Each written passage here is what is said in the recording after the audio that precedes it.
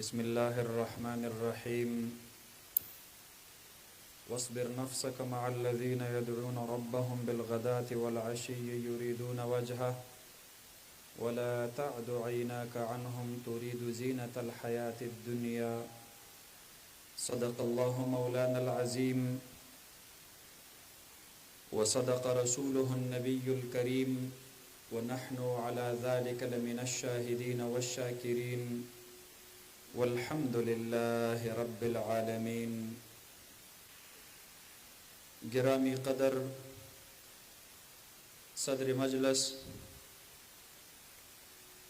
زمون دے مدرسہ حدیقۃ القرآن محتمم حضرت مولانا قاری افتخار صاحب، حضرت مولانا سمیع اللہ صاحب جنرل سیکرٹری جمعیت علماء اسلام تحصیلی درگئی، مولانا حبیب گل صاحب سینئر نائب امیر جمعیت علماء اسلام تحصیلی درگئی، مولانا مفتی شوکت علی صاحب اور زماد استاد مکرم و محترم حضرت مولانا شیخ الحدیث حافظ حبیب الحسین صاحب رحمۃ اللہ علیہ، فرزند ارجمن مولانا انور شاہ صاحب، برادر مکرم جناب محمد اسماعیل صاحب صوبائی معاون کنوینر جمعیت طلبہ اسلام خیبر پختونخوا، محترم جناب حاجی عبدالوہاب صاحب، پدے محفل کے موجود نور دیر اجلہ معزز علماء کرام، عمائدین علاقہ اور دا قرآن کریم پا محبت کے تشریف روڑن کو دا اللہ پدین بانی مینو دیر و خوشبختو دیر و خوش قسمتو محترم و مسلمانان رونو، دا اللہ رب العالمین لاکھ فضل و احسان دے پمون او تاسو باندے چی دلتا پدی غریب علاقہ کے اللہ دا دنیا دا طول نلو یا سرمایہ تاسو کورونو تر نصیب کرل. 15 بچی چا قرآن پاک پا ناظرے ختم کو، چا پا حفظ ختم کو، چا پا تجوید ختم کو، چا پا علم باندے 15 شکورونو تا اللہ رب العالمین دا دنیا دا طولو نلو یا ڈگری نصیب کرل. 15 شکورنو تا اللہ دا قرآن خیرون و برکتون نصیب کرل. دا اللہ پا نعمتون کی دا خوخ نعمت چه اللہ پچا سود کئی مونگ ورطا سود وایو، تاس ورطا سوائے، تاس ورطم سود وائے. اللہ چه پچا سود کئی او پچا مین کئی نو اللہ رب العالمین ورلا دخپل قرآن صبرخ نصیب کی. تاسو دا اللہ محبوبین یئی، تاسو دا اللہ خوخ یئی. کو تاسو دا اللہ خوخ نوئی ستاسو کورونو تبای دا قرآن دا تلاوت جب ندر لے گلے، ستاسو بچو کی با اللہ دا قرآن حافظان نجوڑول، تاسو با اللہ نن دخپل کورتا پا دخپل خوشحالی کی نشریک ولی. دا دا اللہ دا دن خوشحالی دا. مونگ او تاسو پا دے پختو علاقہ کے پخپلو خادو کے او پخپلو خوشحالو کے آغا خلق را غوارو سوک چی زمون پسترگو خواگر لگی دست دیو کو ندا. نو چی تاسو دا اللہ خوخ نوی اللہ با دی خپل کورتا دا خپل قرآن دا خوشحالی دی تقریب ترا بللی وی. تاسو طول دا اللہ خوخی، تاسو طول دا اللہ محبوبین یی. اللہ ستاسو سر دا محبت فیصلہ کڑی دا، اللہ تاسو تا دا محبت لاس را غزولی دے. اس امتحان زمونگا استاسو دے چی اللہ تا دا اللہ دا محبت لاس واپس کو مسترد کو او کنا دا اللہ رب العالمین دا محبت دا پیغام مونگ او تاسو قبول کو. لوی نعمت دا دنیا پا نعمتون کی ایمان دے، لوی نعمت دا اللہ پا نعمتون کی قرآن دے. او چاہتا چی دا دوار نعمتون نصیب شو نو اللہ رب العالمین خپل محبوب پاک صلی اللہ علیہ وسلم تا فرمائی زما محبوبہ قل دے امت تا دے اوایا دوی خو به خوشحالي کوي د بچو په دنیا په ترقۍ باندې به لوی خوشحالي کوي بچې د دنیا یو عہده او یو منصب ورته میلاو شو دوی به لوی خوشحالي وکړي د دنیا عہده او منصب امتحان دی یا به پکې کامیاب شي او یا به پکې فیل شي د دنیا عزت او د دنیا دولت دا امتحان دی کو حق دې ادا کو کامیاب شو کو حق دې ادا نه کو لوی ګړنګ ته به ورځيږي د لوی نه لوی عہده دا د لوی نه لوی امتحان دی د زیات نه زیات دولت د لوی نه لوی امتحان دی جناب نبی کریم صلی الله علیه وسلم فرمای اطلعت على باب الجنه د جنت په دروازه باندې می سر اوچت کو فاذا اکثر اهلها الفقراء دنه می پکې او قتل ټول پکې غریبانانو واصحاب الجد محبوسون على باب الجنه او دا د برخي خواندان دا د جنت په دروازه په اخیری چک پوسټ الله رکاو کړیو فرشتو ته ویلیو په دې پس فایلونه راواخلې لوی نه لوی افسر چې د چا د زیات نه زیات ما تحت خلق وي د عہدې ته او منصب ته خوشاله شو خو د هغه ورځې فکر ورسره نشته چې دغه دومره ډیرو خلقو ذمہ داری ستا په اوګو باندې الله ورواچوله زیات نه زیات جیداد لوی نه لوی دولت دا د انسان د پاره د لوی نه لوی امتحان دی څومره چې سیوا کیږي دومره امتحان در باندې سیوا کیږي د مزدور دیاړي دی پټایم ورکړې وا کو دی نو ورکړې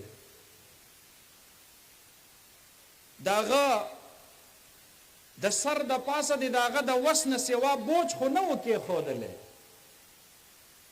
نو کو د مزدور دیاړي دی په وخت نو ورکړې نو جناب نبی کریم صلی الله علیه وسلم د ټول دنیا کائنات مزدورانو ته پیغام ورکړي وې د قیامت په ورځ بستاسو حق ستاسو د نایک نزه په خپل لاسو باندې اخلم زما لاس به استاسو د نایک گریوان دی نو چې د کوم مالدار گریوان ته د مدینه د جانان لاس را ورسېد دیو په دنیا کې په خپل دولتونو باندې خوشحالي کوي لوی مسئولیت ته زمارونو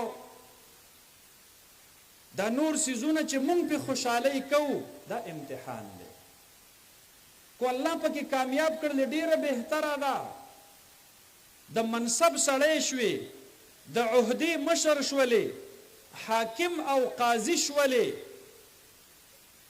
نو د عدل فیصله دی وکړه لوی ثواب دی درله سلطان عادل دا به د محشر په میدان کې الله د خپل عرش د یخ سوري د لاندې ودري خو فیصله ټیک ونه کړله نو بیا به سي مخ ته بیا ډېر لوی خطرې دي بیا د بندګانو حقونه دي په اوګو بار دي په منځونو ځان نشي خلاصولې په تلاوتونو ځان نشي خلاصولې په روزو ځان نشي خلاصولې په زکاتونو ځان نشي خلاصولې په حجونو ځان نشي خلاصولې په وظیفو په ذکرونو په اورادو ځان نشي خلاصولې چې پر دې حق دی په اوګو باندې بار وي ولمبه به هغه حق ورکې د دې وجنه جناب نبی کریم صلی الله علیه وسلم او فرمایل زما امتا د خوشالۍ سیز درته خیم بفضل الله وبرحمته فبذلك فليفرحوا د الله په فضل او د الله په رحمت په دې باندې خوشحالي اختیار کړي دا چې چاته الله ایمان ورکو چاته الله قرآن ورکو دا دو سيزونه چې چاته الله نصیب کړل دا لوی نعمت دی په دې نورو سيزونو خوشحالي مکوي اصل نعمت د الله د طرف نه دا دو سيزونه دي جناب نبی کریم صلی الله علیه وسلم تر دې ابو طالب سے اکثر د مکه د کفارو مخه ته بدال جوړ شو خپل وراره جناب نبی کریم صلی الله علیه وسلم به د کفار مکه د تکلیفونو نه بچکاو یو ورځ ورته د مکې کافران راغلل او وای ورته عتبه دی پکې په دغه وفد کې، شیبه دی پکې، امیه دی پکې او ابو جهل دی پکې، دا لوی لوی د مکې ملکان دی او سرداران دی راغلل. ابو طالب صاحب توایی دی وراره ته دی وایا خواته دل درزو، خو چې مونږ کلم ستا محفل ته دراتلو اراده وکړو یا در سره حضرت بلال ناسوي، یا در سره صہیب ناسوي، یا در سره سلمان ناسوي، یا در سره مقداد ناسوي رضی الله تعالی عنهم اجمعین، یا دا سالم مولا حذیفه در سره ناستوي. دا ټول زمون خادمان نوکر چاکر خلق دی، زمون د سټیټس خلاف دا خبره چې دی په محفل کې ناستی او مونږ مستاسو سره کینو. نو کته مونږ ته د الله دین را رسول غواړي نو دا خوار پړق صحابه کرام د خپل مخې نه سیټ تکا، دا غریبانان او دا مسکینان د خپل مخې نه سیټ تکا، مونږ به در سره کینو او چې ترسو پورې ستا سره دوی ناست وي نو مونږ ستا خبرې ته نه کینو. حضرت عمر رضی الله عنه نبی علیه الصلاة والسلام مبارک ته رای ورکړله چې د الله حبیبه نو خیر دی د دوی د ایمان راوړلو د پاره به لږ وخت د پاره دا فقراء صحابه دی به وشړو، دی به لږ سیټ تکو، دا زموږ خپل خلق دی، دی نه خفه کېږي زموږ نه. الله رب العالمین آیاتونه نازل کړل ولا تطرد الذين يدعون ربهم بالغداة والعشي يريدون وجهه. زما محبوبه دا خلق به د ځان نه نشړي. الته حضرت بلال ته اطلاع ورسېدله، خفه شو، زړه کې خفه شو، مونږ غریبانان یو ځکه زمون خلاف دا سازشونه کیږي. الته حضرت صہیب رومی ته اطلاع ملاو شوله، الته حضرت مقداد ته اطلاع ملاو شوله، فقراء صحابه خفه شو. الله رب العالمین آیتونه نازل کړل واصبر نفسك مع الذين يدعون ربهم بالغداة والعشي يريدون وجهه ولا تعد عيناك عنهم تريد زينة الحياة الدنيا. زما محبوبه دا خپل زړه دی ټیکاو کا، د خوشاله کده د فقرا او غریبانانو سره خیر دی، کوم مال ور سره نشته دی، خو د ټولو نه لوی دولت زما قرآن دی، د بلال په سینه کې قرآن پروت دی، د حضرت مقداد په ژبه د قرآن تلاوت دی. زما محبوبه بلال مخفه کوا، مقداد مخفه کوا، عتبه او شیبه او ابو جهل او امیه کو خوشحالیږي او کو خفه کیږي ته د هغې مال ته ګوري، تريد زینة الحیات الدنیا، ته د هغې جاه و نسب ته ګوري، ته د هغې ملکۍ او مشرۍ ته ګوري. زما محبوبه داسې مه کوه، دا غریبانان د خپل خوانه مشاړه، د دوی سره لوی دولت دی. رحمت للعالمین صلی الله علیه وسلم مبارک را روان شو، اوس رضاکۍ قرآن تناست حضرت بلال، قرآن تناست حضرت صہیب رومی او حضرت مقداد، قرآن تناست سالم مولا حذیفه رضی الله عنهم اجمعین.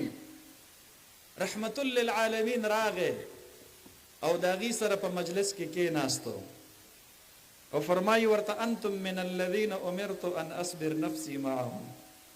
اے قرآن والو ما ته الله حکم کو زما محبوب لاړ شه او د دې قرآن والو صحابه سره خواته کېنه، دوی مخفه کوه، دوی له ما لوی دولت ورکړی دی.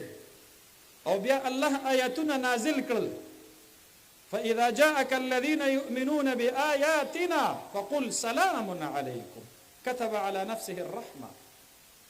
زما محبوبه مجلس چې خور شو، صحابه کورونو ته لاړل، الله دا آیاتونه نازل کړل.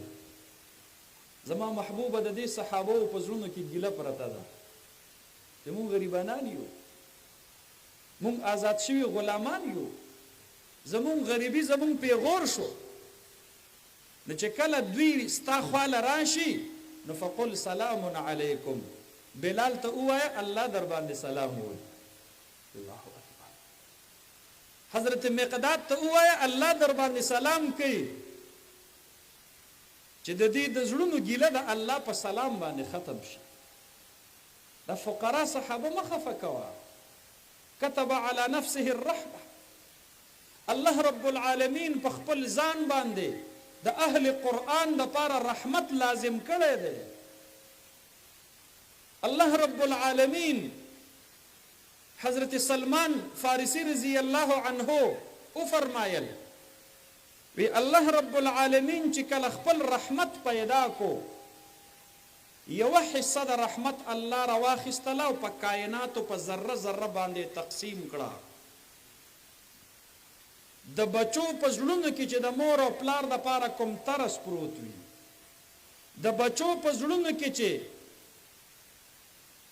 د خپل والدینو د پاره کوم رحمت او شفقت پروت وي، د رونو او د خويندو چې په یو بل سره په زړونو کې کم مینه او محبت پروت وي، د ښځې او د خاوند چې په آپس کې کم الفت او محبت وي، د والدینو چې د خپلو بچو سره کم محبت وي او د بچو چې د والدینو سره کم محبت وي، رشتو کې او په دوستو کې چې کم محبت وي، انسانانو کې نه، سارو کې د چرګې د بچوړي خواله چې څوک ورځي او چرګه پې رامنډي کوي، د چنچڼې جالې ته چې کله سمساره روانه وي او هغه چغې جوړې کي، د ساروي بچی ته چې څوک نږدې کېږي او ساروی یې په ښکر باندې وهي، تر دې پورې رحمت للعالمین وفرمایل وی دا ساروی چې په غوجل کې ولاړ وي او په خپو کې بچی پروت وي، د خپې د کېښودو ځای یې نه نو ته دا یو وخت په دقه شانتې اوچته نیسلي. وی فرمایل دا د الله د رحمت د هغې برخې نه څه حصه ده کومه چې الله په پوره کائناتو کې تقسیم کړې ده. د ټولو کائناتو کو په مارغانو کې دي، کو په څاروو کې دي، کو په انسانانو کې دي، د حضرت حوا علیه السلام نه راواخله تر اخیرنۍ مور پورې په خپل اولادونو باندې شفقت چې رایوځي کې د هغې ټولې مجموعه د الله د صفت د رحمان یوه برخه ده. الله اکبر. او د اهل قرآن د پاره به د محشر په میدان کې الله سل واړه برخې د رحمت کولاو کی. الله اکبر. كتب على نفسه الرحمه. زما محبوبه دی غریبانانو ته مالوی دولت ورکړی دی.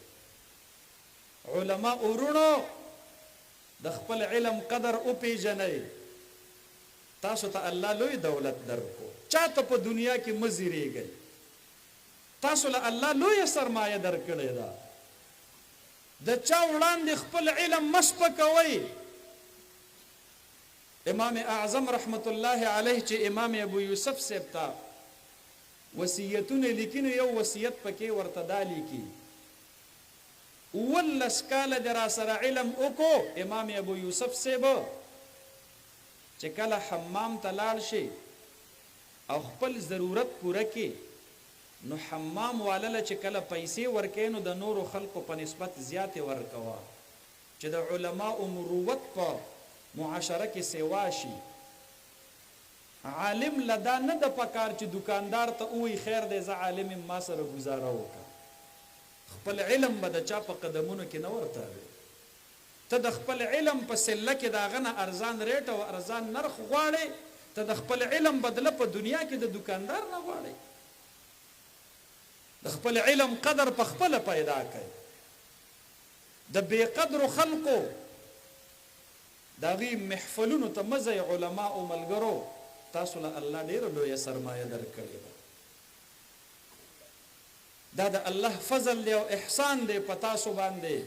د دې علاقې مسلمانانو وروڼو د چا بچي چې نن د قرآن ناظره ختم کړله زه ورته درخواست کوم دا بچی دې د قرآن حفظ ته کېنوه 3 کاله پس به ان شاء الله العزیز حافظ قرآن درځي کور ته. ته به د حافظ قرآن پلار یې، نو بیا پې نگرانی کوه. دا چې کوم بچی د قرآن حافظان شو د دوی پلارانو ته وایم لوی دولت درته الله در نصیب کو، او د دې دولت نه نفع واخلئ، فایده ترې نه واخلئ. فایده ترې نه څه ده؟ رمضان شریف را روان دی، اسې هم مولانا افتخار صاحب هغې حافظ ته دستاربندي نه کوي کوم حافظ صاحب تر څو پورې چې هغه دور نه مکمل کړی. نو دور چې مکمل کی هغه حافظ هغه په مصلی قرآن اورولی شي. د حافظانو پلارانو د ژوند هیڅ پته نه لګي. اوس چې کوم رمضان شریف را روان دی، حافظ بچی ته د اوس نه ووایه زویا په دې رمضان شریف کې به ته مصلی ته مخکې کېږي او زه به در پسې شاته نیت تړم. که په جومات کې گنجایش نه و، خیر دی اجره کې، دیره کې، بیټک کې، کو دغه هم نشته دی، کور خو شته دی که نه چې د هر کور نه د قرآن کریم د تلاوت اوازونه راوځي. څومره خوش قسمته زمیدار پلار دی چې په بچی پسې شاته نیت وتړلو په تراو کې الف لام میم نه والناس پورې یې د رمضان د رحمتونو په میاشت کې په خپل کور کې د خپل بچی نه دا قرآن واورېدلو، د الله لوی شکر ادا کړ.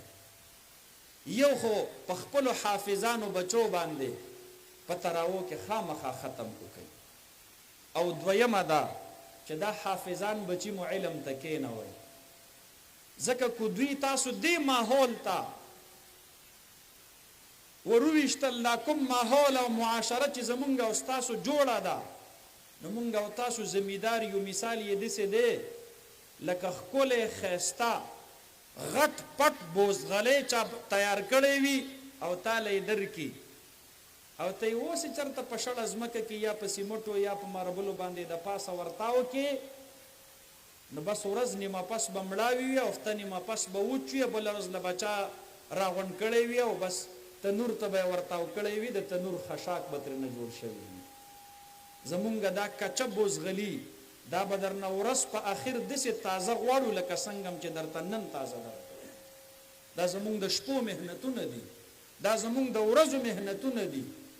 مونږ ډېر کړي دي یو ستاسو په دې بچو باندې، مونږ خپل سرونه په تلي کې کېښودلي دي، مونږ د وخت د زورورو د زور لحاظ نه دی کړی، مونږ د وخت د دولتمندو د دولت سهارا نه ده اخیستې، مونږ ته ډېر افرونه وشو راځئ 10,000 روپۍ میاشت به درله درکومه، ما د مدینې د جانان پګړۍ خپل حریت او خپل ازادي او خپل مدرسه په 10 روپو نه ده قیمت کړی، 10,000 روپو باندې 10,000 نه چې 10 لک او 10 کروڑه راته راکې، والله العظیم کو د خپلې پګړۍ یو ول پې قیمت کړم.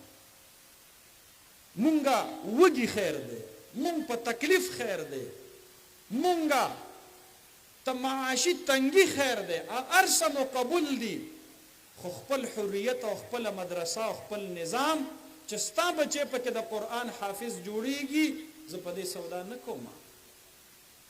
مونږ ښکلي ښکلي علما په سرو کفنونو کې الله له ولیږل او سر مو ټیټ نه کو. مونږ په یوه ورځ باندې په دې وطن کې 85 شهیدان د هغې جنازې مونږ اوچتې کړلې، د علماو د داسې داسې علماو باجوړ کې چې کله په یوه ورځ باندې زمونږ 85 ملګري شهیدان شو، زه په خپله فاتحه ولاړم. نو په هر کور کې ژړا وه، په هره کوڅه کې یتیم و، په هره سترګه کې اوښکه وه. نو داسې پکې هم شوي دي چې ماشومان مازدیګر سبق له راغلي دي او قاري صاحب په دماکه کې شهید شوی، ماشومانو مشوره کړې ده چې دا قرآن پاکونه به واخلو د قاري صاحب قبر ته به کړي. ماشومان بچي مې تلي دي او تورو خاورو ته خپل قاري صاحب ته سبق اورول، خو مونږ چرته سر ټیټ کړی نه دی. مونږ د الله د دین د غلبې د دعوې نه رستو شوي نه یو. مونږ چې هر سهار راوځو زړه کې مو دا وي ماښام به یا کور ته راشو یا به رانشو. په تاسو احسان نه کوو، حقیقت حال درته صرف بیانو. مونږ د خپل رب سره د خپلو ځوانو، د خپلو خولو، د خپلو ژوندونونو د هغې سودا کړې ده. په تاسو مو هېڅ احسان نشته. الله به راله ښکلي جنتونه راکوي. ان الله اشترى من المؤمنین انفسهم واموالهم بان لهم الجنه.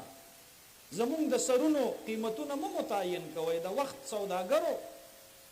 زما د پګړۍ قیمت ته نشي لګولی. ای سوداګره ته ډېر قمقل یې. دا پګړۍ ابو جهل او عتبه او شیبه او ابو لهب په هغه وخت کې په سرمایو باندې نه د اغستې، دا یې نه د قیمت کړی، دا ته نشي قیمت کولی. دا د رحمت للعالمین پګړۍ ده. مونږ په تکلیفونو باندې دا مدرسې دا چلو. مونږ ته خلک پیغورونه راکوي، مونږ یې پروا نه کوو. د چا بچي ته چې قرآن ښیمه، پلار یې راته په فیسبوک باندې علماء سوء لیکي. د چا بچي ته چې مې نن پټکې وتړلو، پلار یې په فیسبوک باندې د خر تصویر راواخلي، سر ترنه کټ کړي او د عالم سره په تنه باندې یو ځای کړي. زه ړوند خو نه یم، زه خو اینم. دا څوک راپسې نارې لګي، دا هم اورو، کاڼه خو نه یو. هر څه مو په زړه کې ساتلي دي. الله رب العالمین راته ډیوټي حواله کړې ده. د الله د رضا دپاره لګیا یو. تاسو ته مو صرف خپل حقیقت حال ښکاره کو. 30 کاله په اسلامي جمهوریه پاکستان کې ستا د بچي د قرآن د درسګاه رجسټریشن نه کېدلو. زما مدرسه تر اوسه پورې غیر قانوني وه. 30 کاله ما په پاکستان کې په ان رجسټرډ ادارو کې ستا بچو ته قرآن وښودلو. او اوس چې بله ورځ 28 قوانین صدر صاحب ته کېښودلی شو، په 29 باندې دستخط وکړو، خو چې د مدرسو د رجسټریشن قانون راغی، صدر صاحب قلم اوچت کو، وی امریکا خفه کېږي او اے پی ټي ایف خفه کېږي. د پاکستان مسلمانانو دې نه خو اندازه ولګوئ چې دا فقیر مسکین مولا نن د امریکا او د اے پی ټي ایف په مقابله کې ولاړ دی. نن زما مد مقابل هغه دی. هغه نه غواړي چې دا پټکي سیوا شي، هغه نه غواړي چې د قرآن تلاوتونه سیوا شي، هغه نه غواړي چې اسلامي جذبه سیوا شي، هغه نه غواړي چې اسلامي فکر سیوا شي، هغه نه غواړي چې اسلامي نظام معیشت او اسلامي نظام حکومت د هغې تصورات د په اسلامي دنیا کې باقی پاتې شي. باقی عالم اسلام هغې خپل هتیار غورځولی دي په تهذیبي جنگ کې 56 اسلامي ملکونو د میندو خویندو د لوپټو نه لاس انځلي دي. زار شم او قربان شم د پاکستان د دې مولانا چې د وخت د دغه زورورو خلاف خپله سینه ډال نیسلې ده. د چا په ګولو نه دی، د چا په اتکړو نه دی، د چا په بدماشو نه دی. د الله رب العالمین د دین ډیوه بله ساتلې ده. په میاشت کې خامخا الله رب العالمین له پسرو کفنونو کې ګلونه عالمان ضرور لیږي. دې ته ضرور تن کېښودلی دی. ربه خو ستا د دین ډیوې مړه کېدلو ته تن نه ږدي. زار شم او قربان شم د پاکستان د دغې علماو نه. زما محترم ورونو، د پاکستان ټولو مشرانو، ستا دا بچی چې دا نن په سر باندې سپین پټکی دی، دا یې په بډاګه باندې یوازې پرېښودلو. قربان شم د مولانا فضل الرحمن نه په سر یې ورله د شفقت لاس کېښودلو. ستا د ناظري او د حفظ بچی یې غېږې سره رانږدې کو.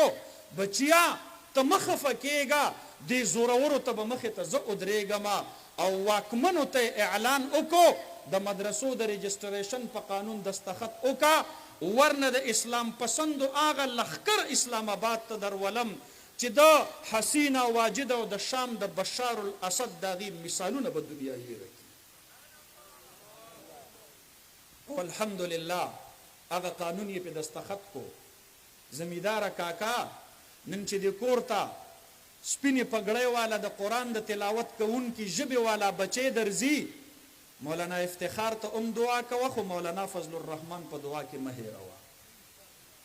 دا دغه برکت دی. دا مونږ چې سیو په دې وطن کې استاد بچو ته سخایو دا دغه گلشن دی. مولانا فضل الرحمن په دې کال کې پاکستانی قوم ته 1,12,000 د قرآن حافظان په تحفه کې ورکړل. نور ته څه غواړې؟ ستا بچی ته مې د قرآن ناظره پې وښووله، ستا بچی ته مې د قرآن حفظ پې وښوولو، ستا بچی ته مې د دین علم پې وښوولو، په خپل سیاسي قوت باندې مې په خپله مدرسه رجسټر کړله. اوس نو وروسته به هم ته ماته وایې چې ملا سیاست مه کوه. ما په خپل سیاست باندې ستاسو په دې غریب کلي کې 35 کورنو ته د قرآن کریم برکتونه نن در ولیږل. 35 سینو 35 ژبو ته مې قرآن دا مې ورته وښودلو. نن نو وروسته به هم ته ماته وایې چې سیاست مه کوه. ما په خپل سیاست ستا کور ته قرآن در ولیږلو. ما په خپل سیاست باندې پرون په چیف جسټس باندې د ختم نبوت خلاف کړي فیصله واپس کړله. ما ستا ایمان محفوظ کو. نن چې ته نادرا ته لاړ شې او شناختي کارت جوړې او په ختم نبوت دستخط کې دا د مفتی محمود برکت دی. زما د سیاست د برکته ستا په جیب کې د نادرا شناختي کارت دا د ختم نبوت تصدیق دی. ته راته اوس ووایې چې زه نور سیاست وکړم او کوی نه کوم.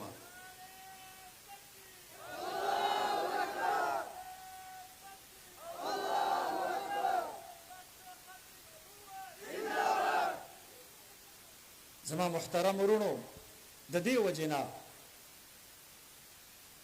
مولانا صاحب او خپل علماو ته وایو علماو تاسو به ټینشن نه اخلئ. مونږ در سره ملګري یو د قرآن کریم د تحفظ دپاره انشاء الله. ملګرتیا به کوو انشاء الله. د قرآن ملګرتیا به کوو انشاء الله. د قرآن د مدرسې ملګرتیا به کوو انشاء الله. د دغه خپلو عالمانو ملګرتیا به کوو انشاء الله. او د قرآن یو اخیری ګیله ده، د مرګ هیڅ پته نه لګي. کیدای شي را روان کال دلته دستاربندي وي او په دې کسانو کې څوک وفات وي څوک ژوندي وي، خو زړه کې خو عهد انسان هر وخت کولی شي. د قرآن لویه ګیله د پاکستانیانو نه دا ده چې 88 کاله وشو چې قرآن په پاکستان کې په نظام حکومت کې د فرنګیانو په زنځیرونو کې تړلی دی. قرآن ان شاء الله العزیز داسې زلمی در له تیارومه، داسې زمیدار در ته تیارومه، داسې سټوډنټان در ته تیارومه. قرآن تا به ګټي کو خپلې ځوانۍ پکې بیلي، خو تا به ګټي ان شاء الله العزیز. قرآن تا به نافظ کو ان شاء الله. قرآن تا به په اسلام آباد باندې حاکم کو ان شاء الله. د مشرق نه راختون کې نور د دې خبرې خوشخبری ورکوي چې مستقبل د پاکستان د اسلام سره د قرآن سره وابسته دی.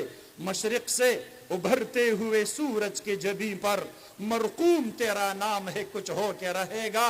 او آغا اغیار کوم چې زما مدرسې ختمول غواړي، زما د قرآن درسونه ختمول غواړي، اغوی ته وایو اب ٹوٹ گرے گی زنجیریں، اب زندانوں کی خیر نہیں، جو دریا جھوم کے اٹھتے ہیں تنکوں سے نہ ٹالے جائیں گے.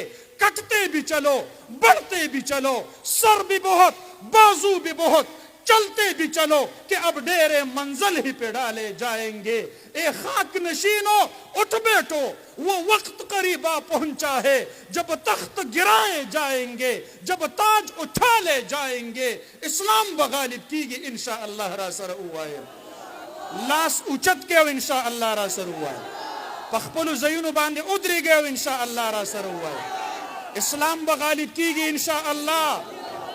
قرآن بغالب کیږي ان شاء الله. واخر دعوانا ان الحمد لله رب العالمين.